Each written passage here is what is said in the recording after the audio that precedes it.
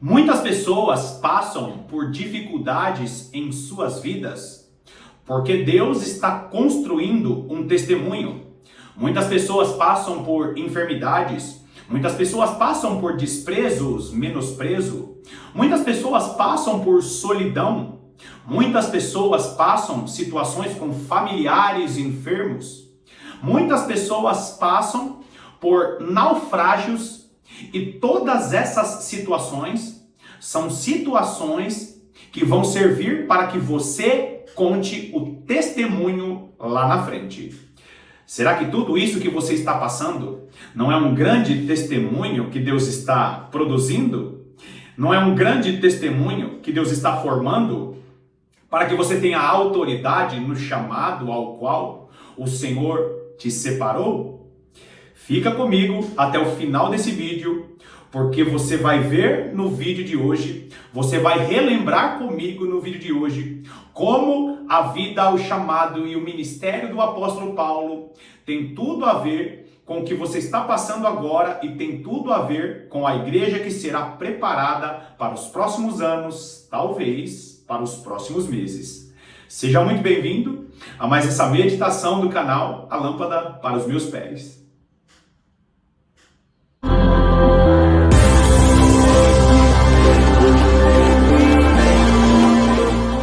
No ano 35 depois de Cristo, surge uma grande confusão nas regiões de Jerusalém e Judéia, porque um grupo de pessoas começam a pregar uma mensagem dizendo que um nazareno tinha morrido e esse nazareno tinha ressuscitado e agora ele estava no meio deles e esse nazareno traria a salvação para toda a nação de Israel.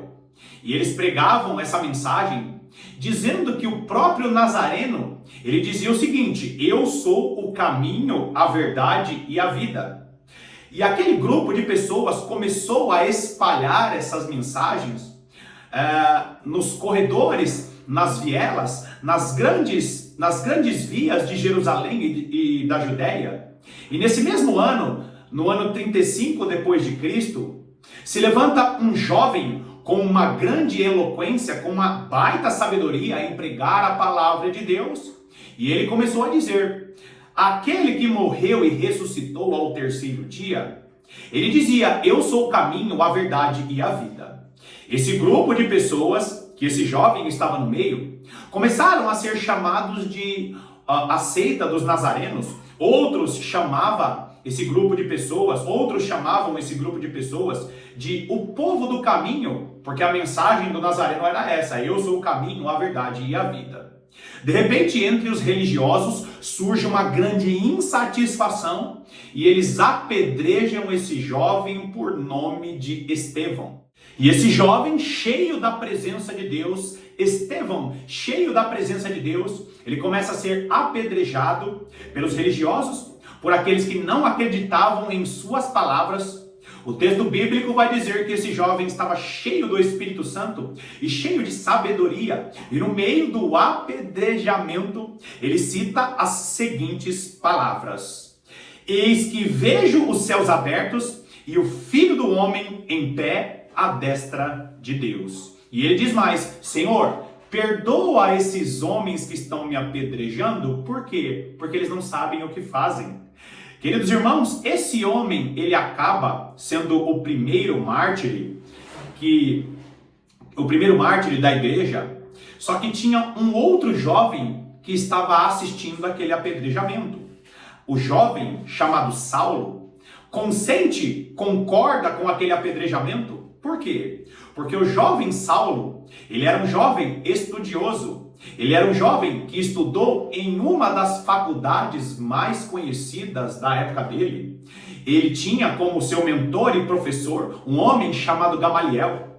Gamaliel, ele era um homem que era neto do fundador dessa faculdade muito famosa. Ele doutrinou Saulo em toda a ciência dos judeus, em toda a ciência do Antigo Testamento. Com o passar do tempo, Saulo foi aprendendo mais a respeito da lei dos judeus, a respeito do que era ser fariseu, e em seguida com seus anos de estudo, ele se torna fariseu de fariseus. Saulo, ele era tão estudioso, tão letrado, que ele acabou aprendendo as ciências mais importantes daquela época. Ele era dotado de ciências como filosofia, ele era um poliglota e falava pelo menos 4 idiomas. Ele falava o aramaico, ele falava o hebraico, ele falava o grego, ele também falava as línguas que estavam ali ao redor, que eram línguas que tinham tudo a ver com a cultura daquela época. Saulo, ele tinha habilidade e capacidade, ele andava nos principais corredores do ensino daquela época. Com todo esse conhecimento e zelo pela lei do Senhor, ele começa a ver aquele grupo de pessoas pregando uma mensagem que aparentemente não era uma mensagem segundo a lei, e ele começa a se indignar e perseguir o povo do caminho, a chamada seita dos nazarenos. E ele levanta mais autoridades, e ele pega cartas, e ele começa a perseguir o povo do caminho. E aí ele começa a buscar aqueles que pregavam essa mensagem. E quando chega em 37, depois de Cristo, 2 anos depois do apedrejamento do jovem Estevão, ele está com cartas, ele está com sede de cumprir a lei com a força das suas próprias mãos, e aí ele tem um encontro com o Senhor Jesus Cristo, o Nazareno, aquele que dizia: eu sou o caminho, a verdade e a vida. A voz desce do céu dizendo para esse estudioso, esse jovem Saulo: Saulo, Saulo, por que me persegues? No ano 37 depois de Cristo, esse homem tem um encontro com Deus. Por quê? Porque aquele que foi escolhido por Deus não tem escolha. Aquele que foi chamado por Deus será guiado e direcionado ao caminho que o Senhor tem sobre a vida dele. Saulo, ele tem um encontro com Jesus ali e ele fica em choque. Ele é direcionado para ir para uma cidade ali próxima aonde ele estava. Saulo, ele fica 3 dias sem comer, fica 3 dias sem ver nada, porque às vezes Deus te conduz a uma santificação obrigatória, uma santificação onde você não tem saída, e a única saída que você tem é orar, é jejuar, é se santificar. Existem situações que você não está vendo, que você não está enxergando, assim como Saulo não enxergava a verdadeira revelação que Deus tinha para a vida dele, assim como Saulo ficou sem comer 3 dias, e também passou 3 dias sem enxergar nada. Às vezes Deus promove situações para que você possa jejuar, para que você possa orar mais. E por fim Deus conduz algumas pessoas a orientar Paulo de uma maneira correta. Por quê? Porque situações de cegueira espiritual que você está passando, Deus promove e levanta pessoas para que você possa enxergar melhor. Saulo tem um encontro com o nosso Senhor e Salvador Jesus Cristo, é batizado nas águas, é batizado no Espírito do Senhor. Por quê? Porque a maior parte das pessoas que Deus chamou para um grande chamado, Deus vai promover situações para te encher do Espírito do Senhor. Aflições, situações de solidão, situações em que você parece estar brigando e lutando o tempo inteiro com essas situações, é porque Deus está te chamando para uma intensificação, para uma intensidade maior, na oração, na meditação na palavra e no jejum. Saulo, ele tem um encontro com Jesus no caminho para uma região chamada Damasco, e ali ele já se levanta dizendo: eu preciso pregar essa palavra. E aí Saulo, ele faz o quê? Ele sai pregando a palavra, dizendo o seguinte: olha, eu preciso anunciar esse Jesus aí, porque eu tive um encontro com ele, e todos aqueles que têm um encontro com o Senhor quer contar para outras pessoas. Todos aqueles que têm um encontro com o Salvador quer contar as boas novas para aqueles que não foram salvos ainda. Todo salvo em Cristo Jesus quer salvar outras pessoas. Só que tem um grande problema aqui, queridos. Por quê? Porque Deus tinha um plano extraordinário através da vida de Saulo. E sempre que Deus te chamar para um chamado extraordinário, sempre que Deus for te conduzir para uma estrada que vai direcionar outras pessoas para a eternidade, Ele vai fazer você, Ele vai te conduzir a se preparar. É por isso que muitos que me assistem são desprezados, menosprezados. Por quê?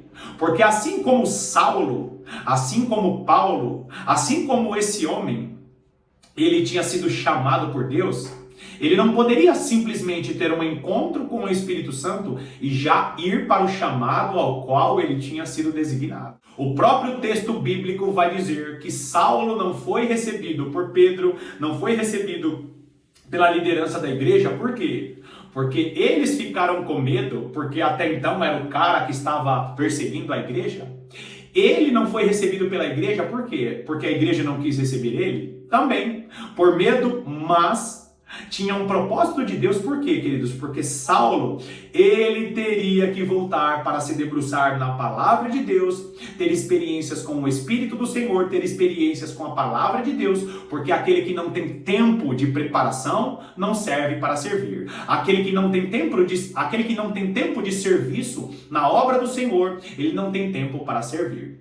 A palavra de Deus e a história vai nos dizer que Saulo ficou aproximadamente de 13 a 14 anos, se preparando, se debruçando na palavra de Deus, tendo experiências com o Senhor, tendo visões e a testificação do chamado dele. Tem muita gente que não compreende isso, que quando ela não é lançada para o chamado que o Senhor tem sobre a vida dela, é porque o Senhor está te chamando para uma preparação, para um revestimento em oração, para uma meditação da palavra mais profunda, para um período de santificação. Por quê? Porque quando surge alguém de maneira repentina, não tem história de serviço com o Senhor, não tem história de buscar a presença de Deus no meio da congregação com o Senhor, esse não está preparado. Sabe umas histórias que você ouve por aí? O irmãozinho subiu no monte, ele era obreiro. Agora esse irmãozinho está descendo do monte, ele já se torna um apóstolo. Sabe esses pastores? Sabe esses teólogos que surgem do nada? Então, pessoas que não servem à congregação, pessoas que não crescem diante dos santos do Senhor, e é por isso que o plano que Deus tem na sua vida e através da sua vida não está incluído ser desigrejado.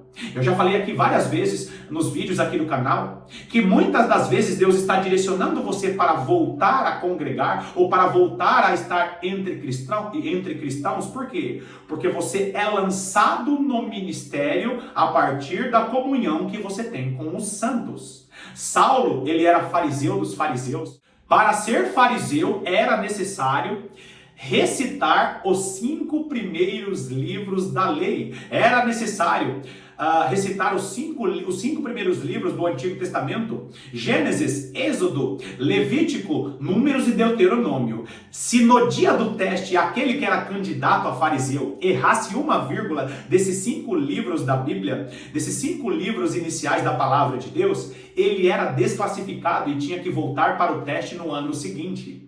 Saulo, ele era dotado de grandes habilidades, ele era um grande mestre da lei. Só que o que Deus fez? Mesmo com todo esse conhecimento, Deus fez ele se preparar espiritualmente para que ele pudesse alinhar o entendimento dele segundo a palavra de Deus. Agora presta atenção nisso aqui. É o que Deus está fazendo com a igreja do nosso tempo.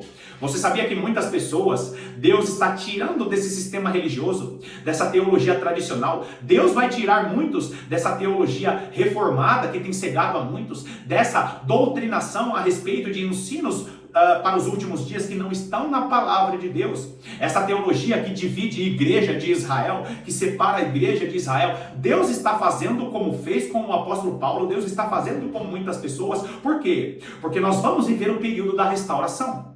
O apóstolo, o Saulo, que ainda não era apóstolo, ele foi conduzido pelo Espírito do Senhor para meditar na palavra de Deus. Quando se passa 13, 14 anos, ele está lá, no meio da igreja. Por quê? Porque Deus levantou um Barnabé para conduzir Saulo para estar no meio dos outros cristãos. Saulo começa a ser aceito. Por quê? Porque você não precisa colocar na sua rede social a agenda aberta. Você não precisa ficar se autodivulgando. Sabe essas pessoas que ficam visitando congressos? Sabe essas pessoas que ficam visitando grandes eventos porque quer fazer contatos? Forçando o chamado, forçando o convite. O que Jesus tem para a igreja dos últimos dias é uma igreja que confia no Espírito Santo, que te acha dentro de um lagar malhando trigo. Jesus é aquele que te encontra lá atrás das malhadas. Jesus é aquele que vai até aonde você está, porque o Espírito do Senhor não precisa de divulgação humana. Esse é o Deus que encontra Davi atrás das malhadas. Esse é o Deus que encontra Gideão malhando trigo no lagar. Esse é o Deus que vai atrás da esposa de Manoá para dizer o seguinte: teu filho vai ser um grande homem de Deus. Por quê, queridos? Porque o Espírito do Senhor é suficientemente poderoso para te achar em um lugar escondido. Está lá, Saulo sendo conduzido por Barnabé, inspirado pelo Espírito do Senhor para estar no meio da igreja.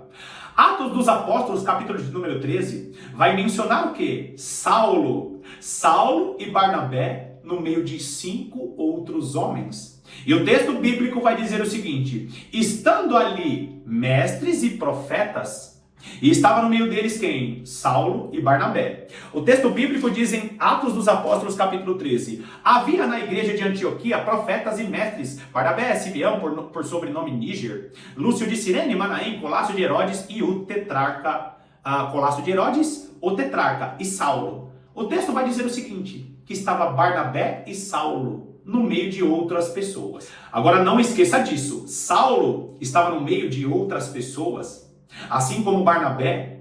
E ali, queridos, o Espírito do Senhor se levanta e diz o seguinte: separai-me a Barnabé e Saulo para a obra que os tenho chamado. Por quê? Porque quem te chamou foi o Espírito do Senhor. Quem te comissionou foi o Espírito do Senhor. Quem está te dando capacidade para compreender as revelações para os últimos dias é o Espírito do Senhor. Não importa o que a liderança diga, não importa que pessoas próximas a você digam, o que importa é que o Espírito do Senhor te chamou para esse grande chamado. Saulo e Barnabé foram chamados pelo Espírito do Senhor. Agora não esqueça disso.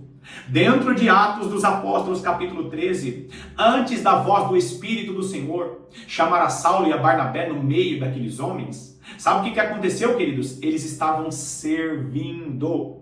E o que é servir a igreja? Às vezes Deus te chamou para pregar, mas você primeiro vai ter que servir a irmã, levando um copo de água para a irmã, que é a líder do culto de oração. Talvez Deus te chamou para ser líder de louvor, talvez Deus te chamou para conduzir uma igreja, talvez Deus tenha te chamado para liderar um grupo de pessoas que vai levar alimento para os moradores de rua, talvez Deus tenha te chamado para ser um grande empresário que vai patrocinar a obra do Senhor. Eu não sei para que o Senhor te chamou. O que eu tenho certeza é que antes de exercer esse chamado, Deus vai fazer você servir a igreja.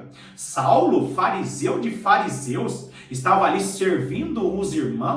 Detalhe, ele estava no meio de outras pessoas. Tinha um homem, era Colácio de Herodes. Sabe o que é Colácio? Ele tinha crescido, ele tinha sido criado com Herodes. Era um homem importante, só que, queridos, você pode estar no meio de grandes figurões religiosos, você pode estar no meio de grandes teólogos e pastores, não importa. Se o Espírito do Senhor chamou você, fique calmo, tranquilo, fique tranquila, porque o Senhor, no momento certo, vai dizer: separai-me a Maria, separai-me a Silvana, separai-me a Adriana, separai-me o Daniel, separai-me o Elias, separai-me o Josué, separai-me a Daniela, separai-me o Renan, separai-me quem? Esse a qual eu tenho chamado e preparado para essa obra. Agora presta atenção nisso. Ele é enviado. Barnabé e Saulo são enviados para fazer as tão conhecidas e famosas viagens missionárias. São 3 viagens missionárias e existe uma quarta, e nós vamos finalizar o vídeo falando dessa quarta viagem. Mas na primeira viagem missionária, que Saulo é conduzido com Barnabé, o que acontece ali? Eles partem para essa viagem e eles começam a visitar algumas regiões, e eles passam pela região da Galácia, e eles levam com eles um menino chamado João Marcos. João Marcos começa a caminhar com Saulo e Barnabé, só que no meio da viagem, Saulo e Barnabé, junto com João Marcos, eles ouvem a palavra de João Marcos: olha, eu vou ficar por aqui. João Marcos desiste da viagem, por quê? Porque no nosso caminhar nem todas as pessoas vão estar no mesmo ritmo que nós. Você sabia que muitas pessoas que desistiram de caminhar conosco são pessoas que às vezes não estão na mesma visão? Você sabia que algumas pessoas, por estarem cansadas, fadigadas, param de andar conosco? Existem algumas pessoas que Deus tira do nosso caminho e às vezes a gente fica insistindo naquela pessoa.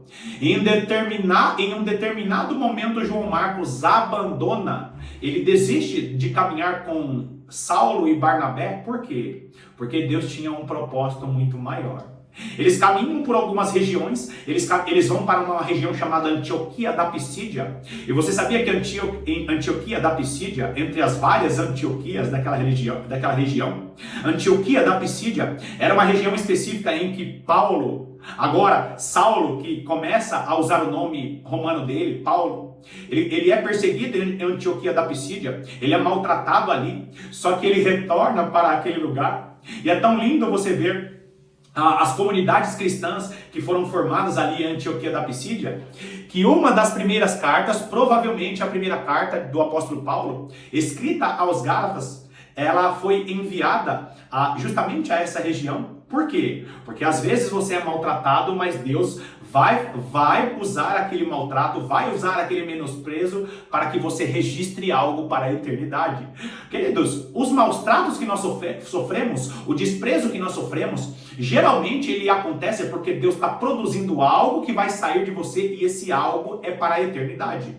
O maltrato que você sofreu, o desprezo que você sofreu, aquilo que te magoou, aquilo que te chateou, o abandono, às vezes você sente aquilo, você fica triste, mas lembre-se disso, isso é temporário. O que Deus está produzindo na sua vida, a partir disso que você sofreu, ou a partir disso que você está passando, é um testemunho que vai ecoar para a eternidade. A carta aos Gálatas foi escrita em um contexto em que Paulo estava sofrendo, estava sendo perseguido, e ele voltou outra vez para a região chamada Antioquia da Pisídia. Primeira viagem missionária.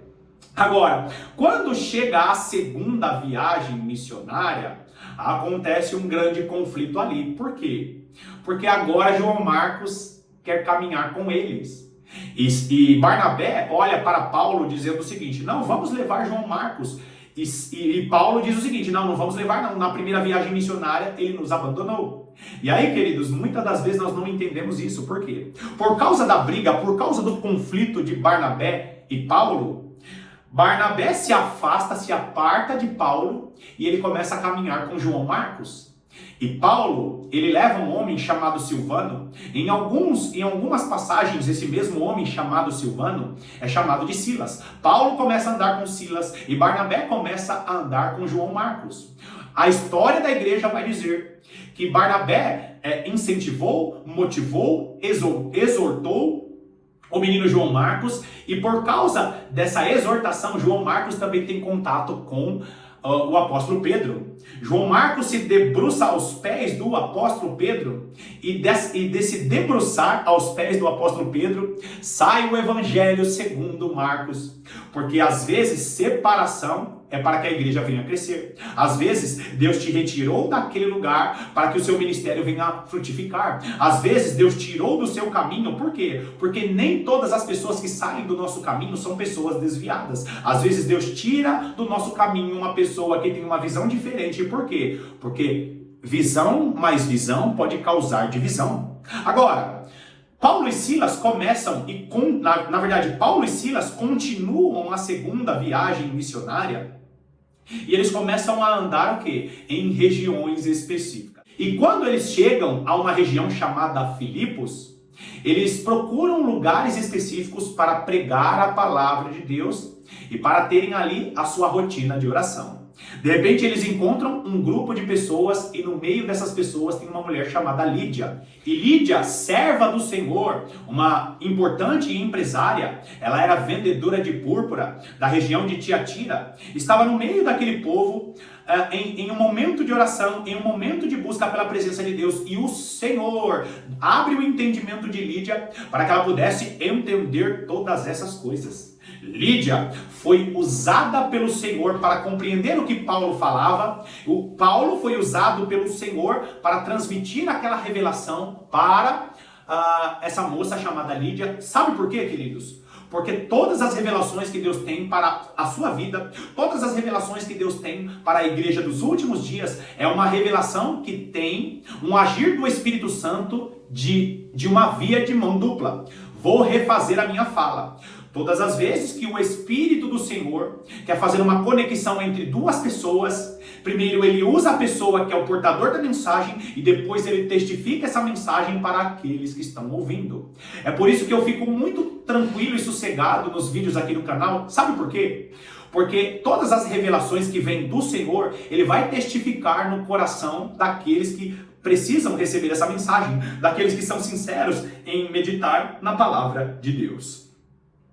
Paulo e Silas chegam a Filipos e eles ficam estabelecidos naquela região onde estava Lídia. Lídia constrange Paulo e todos os missionários que estavam com ele, constrange Silas, constrange o autor do livro de Atos, Lucas, que era um médico missionário, e eles se estabelecem na casa de Lídia, eles se estabelecem ali naquela região, e aí nós vemos situações maravilhosas. Ele ora por uma mulher possessa de espíritos malignos, e aquela mulher, adivinha, ela é liberta. Só que em um determinado momento, Paulo e Silas são presos. Por quê, queridos? Porque às vezes Deus faz você ficar preso em um lugar, porque Deus não quer que você saia daquele lugar, mas que você convide o Espírito do Senhor para entrar. Sabe aquela empresa que você quer sair e talvez Deus esteja falando para você através dessa mensagem? Não é para você sair, é para você me convidar para entrar. Olha a revelação maravilhosa. Paulo e Silas são presos por pregar o Evangelho. Eles estão dentro da prisão, começam a cantar meia-noite, só que Paulo, ele tinha habilitação para sair da prisão. Paulo, ele era fariseu de fariseus, só que Paulo tinha cidadania romana. Paulo tinha a cidadania romana. Se ele apresentasse a sua cidadania romana, ele não seria preso. Ele não seria preso, ele não teria sofrido aquela prisão e aqueles maus tratos. E, queridos, a história do cristianismo vai dizer que a prisão em que Paulo ficou era uma prisão quase que subterrânea. Era uma prisão que o esgoto da cidade desaguava naquele lugar. Só que, em vez de ele dar a carteirada dizendo: eu sou cidadão romano, vocês não podem fazer isso, o que ele faz? Ele começa a cantar com Silas, eles louvam ao Senhor. Por quê? Porque às vezes Deus não quer que você saia do lugar. Às vezes Deus quer que você convide Deus para entrar. E por que Deus faz isso? Porque às vezes Deus quer quebrar cadeias. E Ele quer usar você que é servo fiel do Senhor, naquele trabalho, naquela igreja, para quebrar cadeias. Eu não estou falando para todos, mas algumas pessoas que estão me ouvindo, Deus não vai permitir que você saia dessa igreja, sabe por quê? Porque você é a fagulha da graça de Deus nessa igreja que você está frequentando. Você é a fagulha da graça de Deus no meio desse grupo de cristãos que você frequenta. Saulo começa a louvar ao Senhor, por quê? Porque não era hora de sair da prisão, era hora de convidar o Senhor para entrar. Por quê? Porque Deus faz os seus servos louvar em um lugar fechado para quebrar cadeias. E ali acontece a segunda, e aí eles partem em alguns anos depois para a terceira viagem missionária. Na terceira viagem missionária, ele começa a visitar algumas igrejas, algumas comunidades que tinham sido estabelecidas para fortalecer os líderes, para ter comunhão com os irmãos, porque Paulo tinha feito muitos irmãos, muitas amizades, e Paulo também aproveitou para fazer alertas às lideranças dessas igrejas. Paulo visita Éfeso, Paulo visita a Macedônia, Paulo visita a Grécia.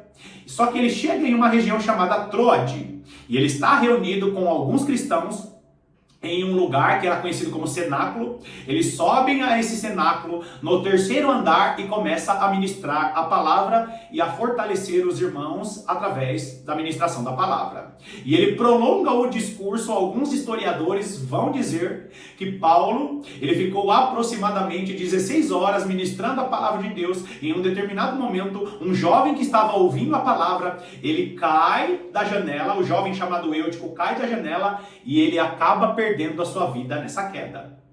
E esse é um grande ensinamento para mim e para você. Por quê? Porque às vezes nós temos tido tanto contato com a palavra de Deus que nós nos acostumamos com aquilo que nós estamos ouvindo. E outro detalhe importantíssimo é que às vezes nós perdemos o foco. Por quê? Porque às vezes nós estamos meditando na palavra de Deus, mas estamos olhando para geopolítica sensacionalista. Às vezes nós estamos meditando de maneira profunda na palavra de Deus, mas estamos acompanhando o pregador que só fica com mensagens motivacionais. Às vezes nós estamos meditando de maneira profunda na palavra de Deus, mas de vez em quando eu fico assistindo aquele canal de política. Sabe a pessoa que está na janela, não consegue olhar para a meditação profunda da palavra e às vezes está olhando para a rua. Tem gente que às vezes está com um olho no culto, mas um outro olho nas coisas seculares que tiram o foco dela. E talvez você seja alguém que esteja sentado na janela e o Senhor usa essa palavra para dizer para você: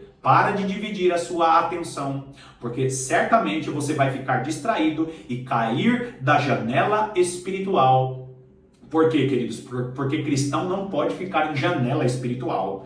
O seu lugar não é na janela, o seu lugar é com foco no culto, é com foco na meditação profunda da palavra de Deus, porque é dessa maneira que Deus vai te conduzir para aquilo que Ele tem sobre a sua vida. Agora, o menino que estava na janela, ele está lá, estirado no chão, perdeu a sua vida, sem fôlego de vida. Paulo desce do terceiro andar, abraça o menino ressuscita. Por quê? Porque ainda que você tenha tido alguma queda, Deus quer que você se restabeleça, que você peça perdão e volte para o terceiro andar e continue cumprindo o seu chamado. Essa terceira viagem missionária de Paulo, ela praticamente termina em uma região chamada Cesareia. Paulo, ele chega até a casa de Filipe, o evangelista. E a partir dali, Paulo é conduzido pelo Espírito do Senhor para produzir um dos testemunhos mais incríveis da história da igreja. E eu quero finalizar esse vídeo aqui, essa primeira meditação, falando para você: fique atento à mensagem que Deus tem para você nesse vídeo que eu acabei de ministrar e no segundo vídeo, porque eu vou mostrar para você que alguns naufrágios, que algumas situações de tsunami você só tem passado porque Deus está produzindo um testemunho na sua vida. Amados irmãos, eu não interromperia a série de mensagens que nós estamos fazendo a respeito dos 144 mil selados se eu não tivesse certeza que Deus quer falar com você através dessas mensagens que eu vou ministrar, que eu estou ministrando e que eu vou ministrar no próximo vídeo. Que Deus te abençoe poderosamente e eu estarei aqui te aguardando para a continuação dessa mensagem maravilhosa. Até lá!